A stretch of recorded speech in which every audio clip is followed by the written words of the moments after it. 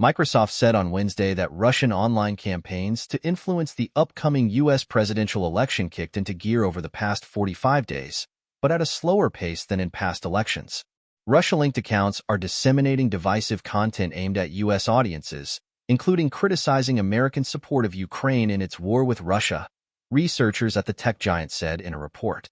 The Russian embassy in Washington did not respond to a request for comment, but the Kremlin said last month it would not meddle in the November U.S. election. It also dismissed U.S. allegations that it orchestrated campaigns to sway the 2016 and 2020 U.S. presidential elections. While the Russian activity, Microsoft observed, is not as intense as around the previous elections, it could increase in the coming months, the researchers said. Messaging regarding Ukraine, via traditional media and social media, picked up steam over the last 2 months with a mix of covert and overt campaigns from at least 70 Russia-affiliated activity sets we track, Microsoft said. The most prolific of such Russian campaigns is linked to Russia's presidential administration, they added.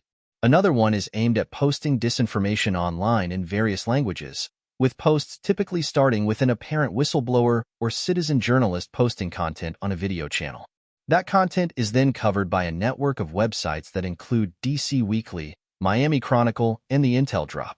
Ultimately, after the narrative has circulated online for a series of days or weeks, U.S. audiences repeat and repost this disinformation, likely unaware of its original source, Microsoft said.